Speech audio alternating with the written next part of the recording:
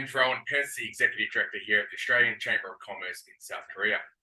It is my pleasure to welcome you to today's webinar, HR Strategies for Managing Korea's Dynamic Workforce, which has been kindly co-supported by CanCham and KiwiCham in Korea.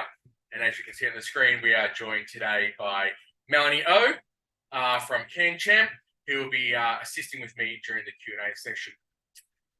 With our very special guest presenter, Elsie Yung, founder and managing director of ELS, today's session will cover manpower challenges in Asia, including embracing the hybrid workforce, cultivating sustainable talent and leadership in the digital age, championing inclusivity and equality in the workplace, and empowering employee well-being and resilience.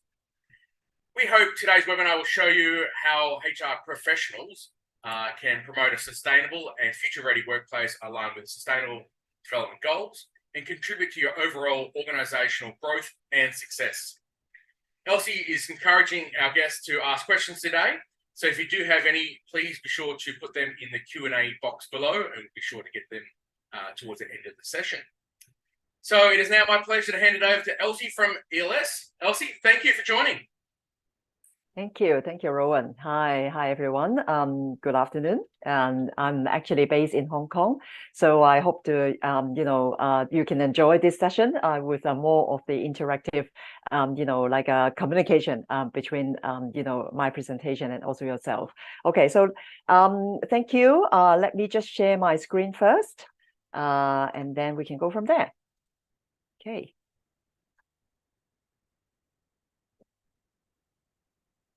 Okay, I suppose that you can see my screen now. Yeah, okay, good.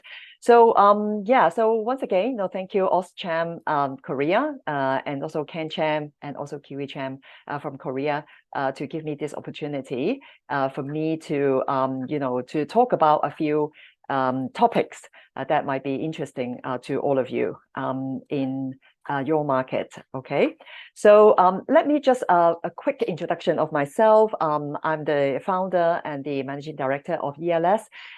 So I'm actually based in Hong Kong, but my previous experience, I did have working in different markets across Asia.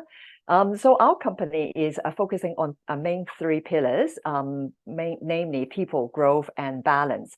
So, because I'm a HR professional, so that's why I focus a lot on the, HR advisory side. At the same time, also building capabilities of the team together with, finding the right balance, finding engagement and also wellness, well-being of our employees. Yeah, so those are the key initiatives and also the focus of my company. A little bit background of myself. I work in multinational companies across Asia. Majority of my times are actually from the airlines business, and also my last corporate job with ESOP, which is also has a huge presence in Korea. Okay, a couple of highlights of some companies that I work with, so including those in Hong Kong and also across in Japan as well. Okay, so as what Rowan just said, in this session I will covering mainly five topics. I'll have, first of all, I'll introduce a little bit of the the landscape of what's happening out there in Asia, with regards to different manpower challenges. And also, obviously, the ways of working with people talk about different style, different, format of working. But what does it really mean in terms of hybrid working and what we can do in order to promote that? And also, we talk about digital, right? So this is also a very hot topic across Asia. So we'll deep dive in a little bit, how AI or using technology can actually help in the leadership perspective and how we embrace that. And also, DEI, diversity and inclusion, also is a hot topic across Asia, in particular for some of the more traditional kind of culture environment, just like Korea or in Japan. People are talking about, how we look into these dimensions and how, as an organization, how we actually encourage more an inclusive environment for our employees. Last but not least, we'll also talk about, employee well-being, and in particular, like post-COVID times, obviously resilience is very important to make sure that we sustain our business. Okay, so let's get into the idea. Okay, so manpower challenges in Asia. So I'm using technology here now. So this is the platform of a Slido. So first of all, you can either use your phone to scan the QR code on the left hand top corner. So after you scan it, you should be able to see the question, and then you can input your answers. It's all anonymous, so don't worry. Like you can feel free to answer those questions, or alternatively, you can actually type in slido.com and then input the code into your browser.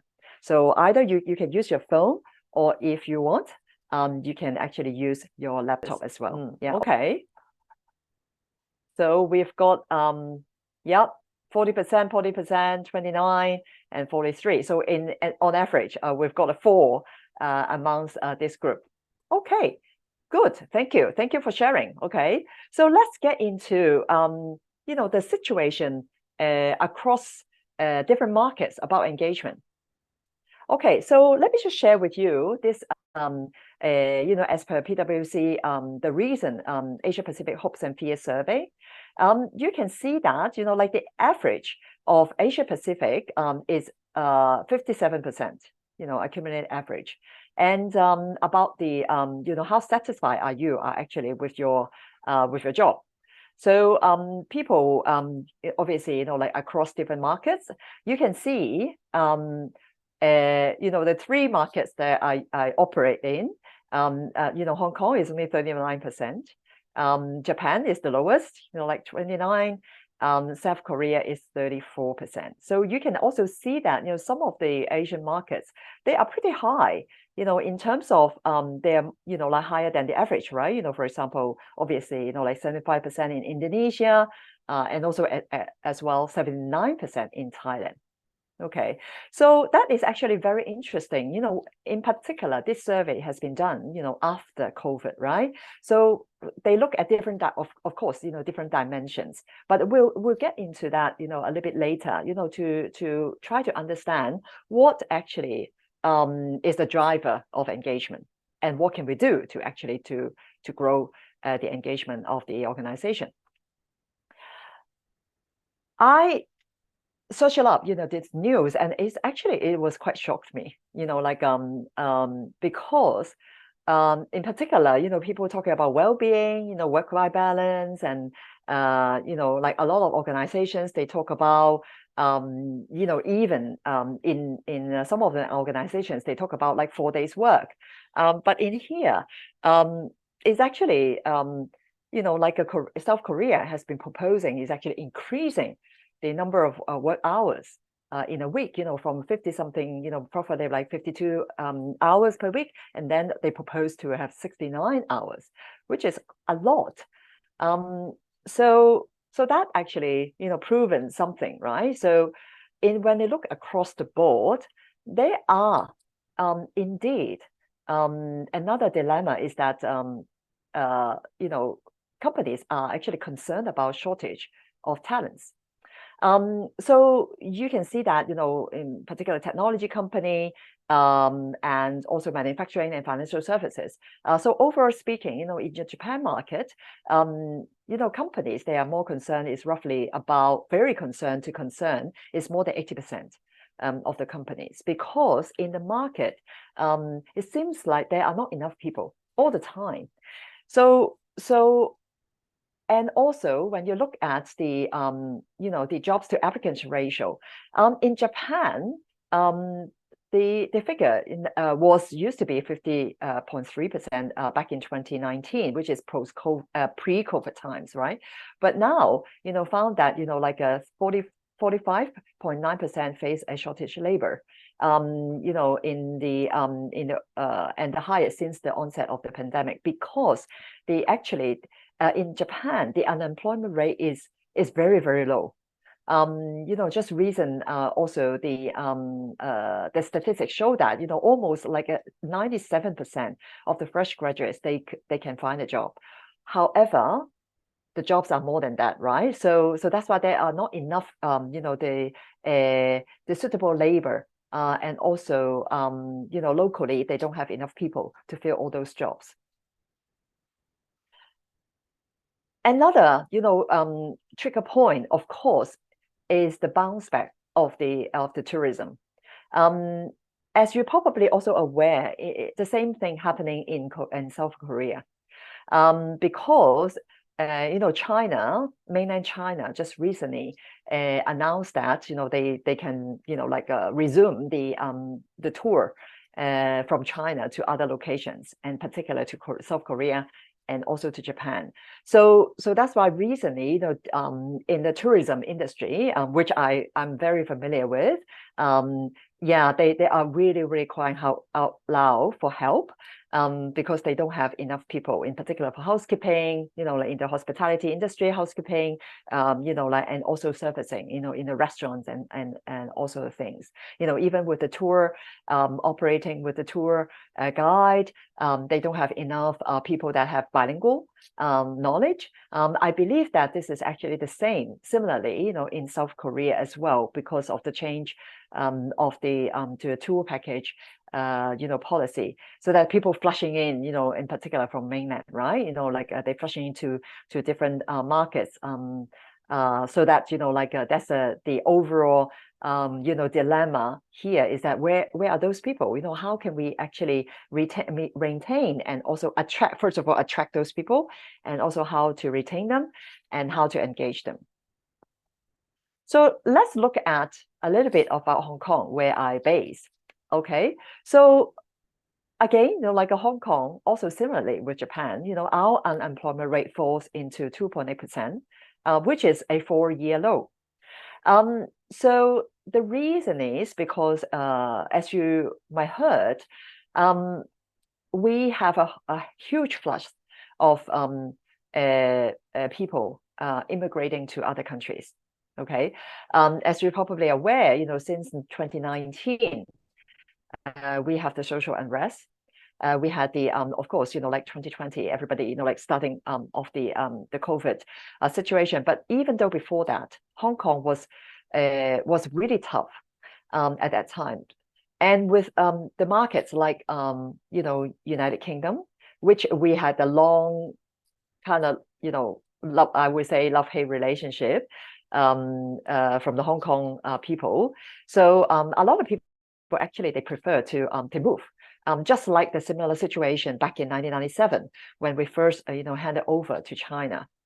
Okay, so in my own connections group, like the middle managers, probably like mid-30s, 40s, with young children, they either move to the UK, in particular in some of the industry, like again, like with the education sector, with the hospitality sector, and also with the and with the government sector too, and also with in particular for the middle managers, so they move. And also with the new policy about the talent in Canada and also in Australia. So the younger talent in Hong Kong, like the early 20s after graduation, graduated from university. So now they can move, they can go to either Canada or Australia on a very short term, and then they can apply for the residency there. So that's why, the market itself, we lost a whole lots of like middle managers and also the middle talents. And again, the population and the labor force are dropping. With the birth rate, I think it's also happening in South Korea and also in Japan. The birth rate dropped a lot. Nowadays in Hong Kong, our birth rate is below 1. And also, I believe that in South Korea and Japan, we face the similar issue. So that's why there are not enough people combining with people leaving. So, so after hearing, like a couple of challenges, I think this, sharing, I would like to deep dive into a few things that as an organization, we need to look at, because, as I said, the whole fundamentals of running a business, we need people, right? And we need good people, so that they can, contribute, and also they can deliver the results for your organization. So that's why when you look at, how to build the organization to be a more sustainable one, we need different strategies in place. First of all, let's look into the working environment, because I think, a lot of times when, in particular after COVID, people are kind of so get used to, working here and there, right? Because they no longer, there is a 100% requirement that they have to go to work. Even Zoom just announced that, they have to ask their employees to go back to the office. Yeah. So let's look into the working environment and how, how it has been evolved, in the Asia market. Okay. So another question for you. I just need to understand, what is your current working model in your organizations? It looks like the majority are still. Oh no, we've got a majority is hybrid working now. Okay, that's good. That's good. The bar change. Okay, that's excellent. Okay, so thank you for answering these questions. Let us go into a little bit of why we have to look at hybrid working, because of course from a lot of the employer perspective, they expect people come to work every day, sitting in the office, right? Okay, so let's look at that. Okay, so so hybrid work in Asia is actually the norm now. Okay, so we've got 40-something% of hybrid work, but in here you can see that again, I look at the three markets that I mentioned. In South Korea, we are looking into 52% in general. This is also, the as per the PwC, hopes and fears survey. Okay, so you can see Japan is slightly different. The combination, because in Japan, actually they are also working towards more on the the hybrid work, the full remote work, because you can see actually the color itself looks very similar from the from the explanation here, but you can see that the hybrid working in Japan is 54, so similarly in South Korea, and also in Hong Kong is 76%. Okay, so well, we do a lot of the companies, they are now having shifts. That means even though it's our COVID situation becoming less stringent now, because I think majority of the Asian markets we are quite stable now, but still, I mean, because of the dynamics, people actually prefer to work both at home and also both in the office. So that's why you can see that actually in Hong Kong, the percentage is actually quite high, and they have the guidelines for people to work on a hybrid model. So when we look at working locations, obviously, hybrid work becoming now the norm. To give the flexibility of people work both in in the locations and also at somewhere else. Okay, so you can also see that Hong Kong and also mainland China, they are more prevalent in the adoption, which is less typical in Taiwan, Malaysia, or Thailand. Yeah, maybe they really prefer to go back to the office, and also from the management perspective, they incline to work the hybrid manner 62% compared to the non-managerial. They probably stand at half of the population that they can do the hybrid working. Okay, so that what does it mean then? From a more on a HR strategy point of view. So of course, we need to have a tailored policies and guidelines. In particular, of course, we need to consider, South Korea's, like legal constraint, and also the culturally, and also the business ethics point of view. So in a lot of organizations, they do have a very robust guideline, just to make sure people follow, like how maybe, for example, like how many days that they can be in the organization to work and how many days they can work somewhere. At the same time, of course, you need the technology to support, the infrastructure. I believe that, sometimes if you need to log into the, the company network, you have the, the authentication, make sure that you have the right, cyber security before you can actually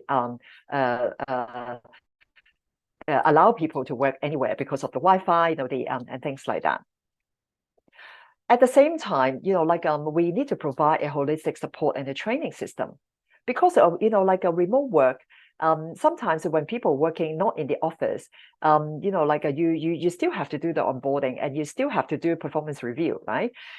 That's why, like from that space, we really encourage, have a very structured way of measuring, people's performance, and to how to support them, even they're not working in the office. And as well, like a lot of people complain or even, sharing frustrations about, long time working remotely. They don't feel that this is any, like stop in the working hours. So that's why, like mental well-being is very, very important, just to make sure that people can really switch off if they work, outside of the office. And also, from the organizational culture, people are more acceptance to that, right? Because, for example, in Japan, why people, some of the organizations, they don't adopt, hybrid working because people complain. And also people are jeopardizing each other, like say, oh, why this person can work from home, whereas I cannot. So people kind of not happy with each other. I think that's why, from an engagement point of view, like both virtual and also in person, like community, we need to foster that, like more on the, acceptance, and also, like able to even equally to reward people, even they're not physically in there, right? So that's why we still remain, the policies or the strategies in place to keep people engaged. So now we look at, like digital, right? With the change of hybrid work, so that means people can use a lot of different technology for achieving their goals. So again, like this is the last question that I asked you. So what are your thoughts on the way in which AI can contribute to propelling businesses forward? So this question is a free text. So maybe I welcome any thoughts, any keyword that you can think of that AI can support your organizations. Feel free to put in any keywords that come up with your mind. Okay, I see people typing. Thank you.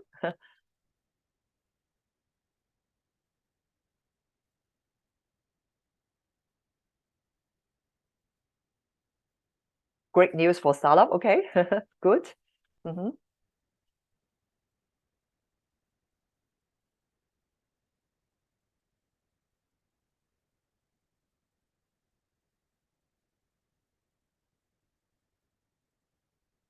Okay, brand awareness, efficiency. Okay, yep. Mm-hmm. Yep. Mm.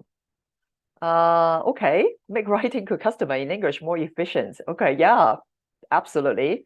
Oh, not sure. Yep, that's fine. No problem. Anyone else? Yep, yep. I can see people typing.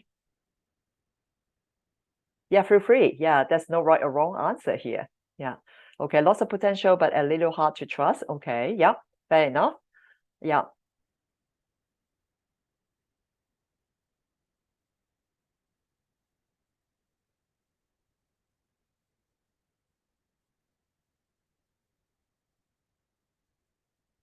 Okay, amplify customer engagement. Yeah, okay. I give you 1 more minute to type in your last comment. Yeah. Okay, excellent.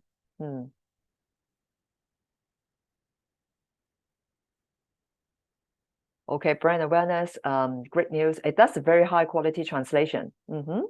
Yeah, yeah. So the last one, yeah, I can see there's one more typing. Okay, disruptive to adopt or change. Yeah, yeah, fair enough. Yeah, right. Like technology is not new. It's not a new thing, to be honest. When we look at the market, people indeed, in particular in South Korea, Asia Pacific is 41%, whereas 38% think AI will help them to increase their productivity and efficiency. Another 26% feel AI can create opportunities to learn valuable new skills. For example, like we can do translation, like better, and also we can learn, maybe a new language through AI. So 16% think AI create new opportunities for them. Okay, whereas Asia Pacific 25, so slightly less than the Asia Pacific norm. 16% of people in Asia Pacific thinks AI will replace their roles, whereas 21% in South Korea thinks, ooh, yeah, AI is a threat to them. And 50% think digital skills are important to their career. Okay, so you can see that in general, yeah, people are actually more receptive to like using technology, in particular in AI. I mean, in South Korea, we know that this is things that the government also would be put a lot of focus on, because I realized that there is a government initiatives saying that apply for this feasibility study for the super gap projects, so to develop core AI technologies. Okay, so in a lot of I mean across the market, that's what I'm saying. I mean, in Hong Kong, in Japan, we are not yet in that stage. People talk about that, but yeah, in particular in Japan, they are very good at some of the technology, like the robotics, the data analysis things. However, the AI itself is still a little bit unknown to them, in terms of, for example, like ChatGPT and things like that. And in Hong Kong, I mean, the worst is that even we cannot use ChatGPT because we are not covered in that area. That function, right? So we have, if we want to use AI to help us, so we can use, we have to use other platform. So how HR's role then, to foster that, in order to have the right talent under the technology era, right? So of course, we need to identify skills. Yeah. So what sort of skills do we need to borrow the skills, or do we need to buy the skills, or can we actually bring, elevate our existing employees on different programs like AI, coding, data analysis, and also digital marketing. Okay, because that is the trend globally. So how we can actually help our employee to do that, and also at the same time to adapt the culture. People might probably feel a bit uncertain or a bit skeptical about the whole technology space. At the same time, HR's point of view is that we need to encourage people to continuous learning. Because if they're open to new technologies, they actually helps in building their own capabilities too. So a lot of companies, they do encourage people. Maybe they go on LinkedIn Learning. There are loads of like short courses are there, to understand what does it mean by the latest technologies in the market, and people will be less skeptical about how to use it, right? At the same time, of course, we need to align with the business goals, because understanding your own business model, whether it's feasible, and also whether it's really useful to support your transformation. Because for example, if you are providing products you know, a lot of companies, of course, they use, you know, like e-platforms, which is it's just quite, you know, like the trend already for a long time. But at the same time, how to use maybe, you know, more the AI, you know, the more the generative, you know, like a technology to support on the marketing side. And of course, you know, like identify the right technologies, not maybe not necessarily every organizations, they have the expertise to assess what sort of technologies that you guys need. But I think at the same time, maybe, you know, if you feel this is something that is the right thing to do, you know, like you might want to seek for other support, either from the government or maybe, you know, from, you know, other organizations that they are more familiar with the platform. At the same time, you know, digital leadership, you know, such as leading remote teams, as I said, you know, previously, leveraging data-driven decision-making and foster innovation. Maybe you probably want to put those into one of the KPIs. I think considering the culturally, you know, aspects in South Korea, because of the hierarchical structures, I think we again, you know, like maybe, you know, like we need to encourage our managers to be more open-minded.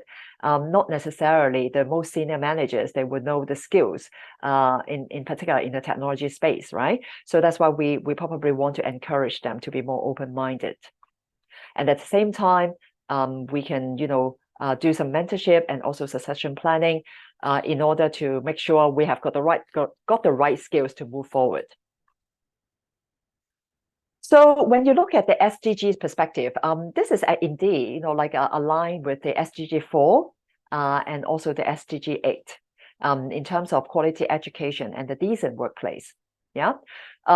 So in considering that, you know, in terms of the learning and development and also upskilling your staff, it also, you know, help in the engagement and also from the well-being perspective, because I think by using AI, hopefully that we can actually streamline a lot of processes and allow more you know, balance in the work you know, perspective of our employees. So regarding inclusivity and also equality, so the DEI aspects. So when we refer to DEI, we are not only referring to gender, we're actually referring to different dimensions, right? Race, you know, age, disability, background, and so on and so forth. So because, you know, when you look at a lot of surveys, you know, they feel like that, you know, workers feel only half of the workers feel comfortable in working in their organizations because of these, you know, limitations. In particular, you know, create an environment whether they feel comfortable and whether they feel, you know, the place that they can actually really embrace diversity. So when we look at the DEI, sorry, let me just go back. So when you look at the DEI policies, our responsibility as HR is that we need to incorporate a commitment in there. And also, very importantly, we create an environment with the psychological safety. So that means people can feel safe to express their thoughts, ideas, and also concerns. Of course, you know, at the same time, encourage open dialogue and addressing, you know, like harassment and discrimination and support mental well-being. And I understand that this is actually a big topic in South Korea. I mean, not necessarily, you know, only from the culture perspective, but also from the mentality perspective. Do people feel more comfortable in sharing their ideas, and also whether they feel safe, you know, like without, you know, the harassment and discrimination. With the I believe, you know, because in South Korea there are rules and regulations on that, but is it, you know, like organizations are following those? So that's why when we do recruitment and retention, we will adopt an unbiased recruitment process, and also how to support, you know, like the staff in the organizations by training and education. I do believe constant education is very, very important. Hopefully that people can, get into the mindset and also at the same time, maybe some incentive for people how to, really adopt a more open, space for communication. Again, when you look at, the SDG, we are following the SDG 5, which is the gender equality, and also SDG 10, foster the, the environment to make sure that, a respect of different, culture and a respect of different background, people are feeling more comfortable in getting into work and then they feel more engaged. Yeah. So of course, talking about it's easy, but I think a deep dive, to look at the policy itself and also look at the education itself is very important. And how to encourage, from a leadership perspective, they should be walking the talk, right? They should be, giving that safe space for people to work. And also, at the same time, we need to monitor and evaluate the effectiveness of those initiatives. I think HR's responsibility will be pushing some guidelines, and also I always feel that we should put in some incentives, for people to be able to embrace that. Not only for punishment, right? Because I think we should have a more on the positive, encouraging a more diverse, working environment. Okay, so let's get into the employee well-being and resilience then. This is also once again a very big topic, in particular, post-COVID. A lot of organizations, they reckon that they cannot move forward because from an organization point of view, they cannot bounce back. And also, from an employee point of view, they feel very defeated, and they lost their confidence in a lot of things. So that's why, I want to bring in, of course, when you look at the 3 dimensions, like well-being, resilient, and also how to align with the SDG goals as well. So you can see that, we are not only looking into physical, but mental, but also, of course, again, look into their emotional health perspective and the ability to adapt and bounce back from the adversity, stress, and also change. Those are the 2 things that HR will play a very important role to have those activities or guidelines that can support promoting well-being and resilience. So as per Aeon's survey, the overall well-being in APAC is actually rated quite high, because in particular after COVID, a lot of companies, they put in, sustainable working life, like initiatives, like a yoga, or maybe, they have meditation, or maybe they have different, activities for our employees. However, even though the well-being side of things is high, but the resilience is still very low. So people, I think this observation is, people feel they're quite being looking after from an APAC perspective. But if there is something happen, they're not at the right level to really to support themselves and also bounce back.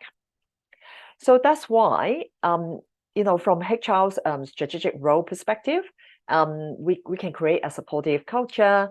Some companies, they do have an EAP, which is the Employee Assistance Program, to provide counseling and support group. And I think HR's, perspective is that we, if possible, we would have an early intervention, because we always, as a bridge between the line manager and the employees, right? So if we notice that there is something happening, we probably will make use of tools and also, like surveys to just to like test the water and see what are the vibe and what are things people are thinking about in terms of their well-being and also their resilience. And when we look at training, I think again, education is also very important to support our staff be able to cope with different challenges. Flexible and adaptive work policies, again, this is also reflecting, the hybrid work and also reflecting using AI and things like that. So it's all being connected of being very flexible and also adaptive work policies. And again, like we look at the collaboration of different teams and to support each other. So from a sustainability perspective, recognizing these two aspects, of course, not only from the ethical point of view, but at the same time to contribute to the organizational success.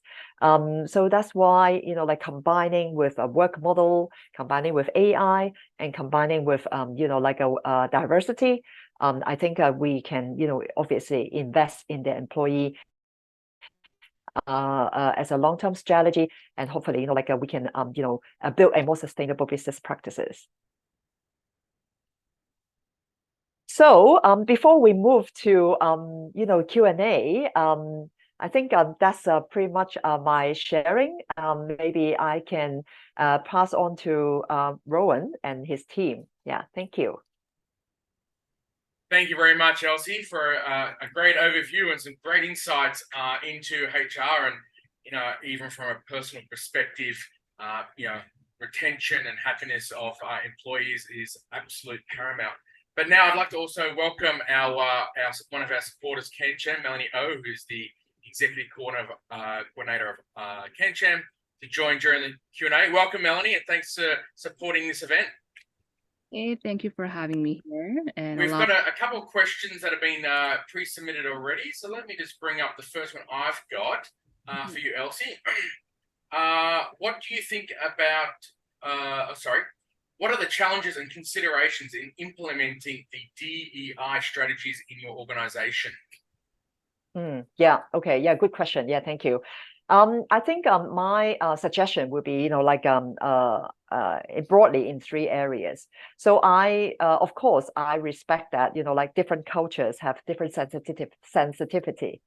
Yeah, in particular in South Korea, because I also, led the team before, hierarchy situation, in the organization and respecting, cultural differences between different genders.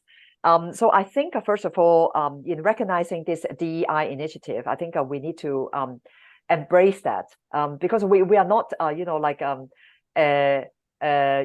changing, the, how shall I describe it? Like I would say, we are not flipping everything, around that we scrap off everything, in the organizations because they're fundamentally there. So we need to respect that.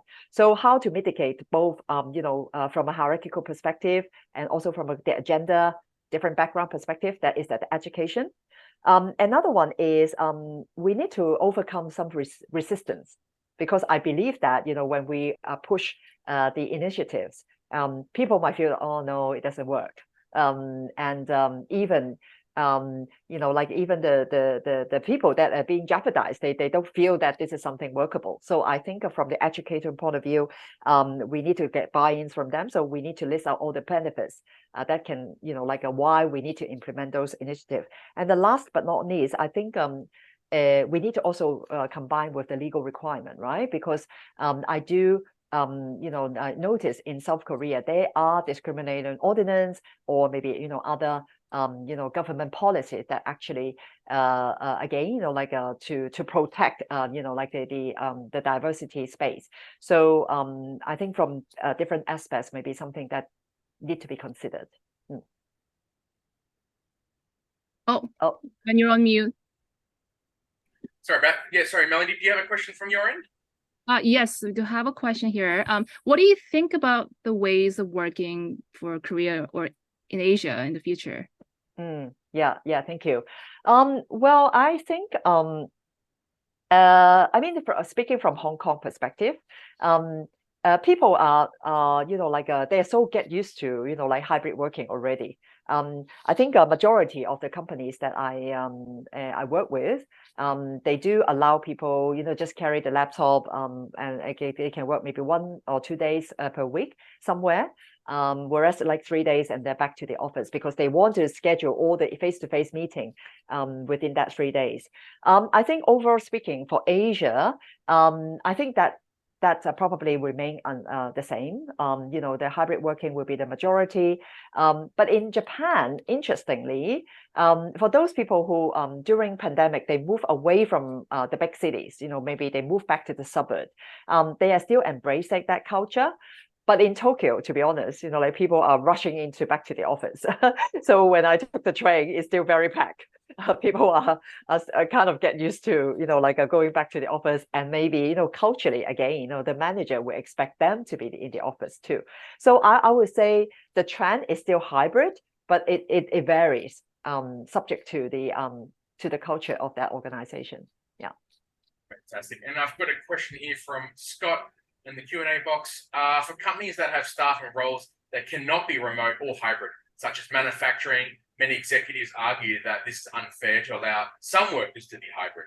What arguments do you suggest to convince conservative older Korean male executives to support hybrid working for some employees?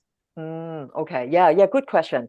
Manufacturing is a little bit challenging. I mean, of course, like similarly with my previous industry, airlines.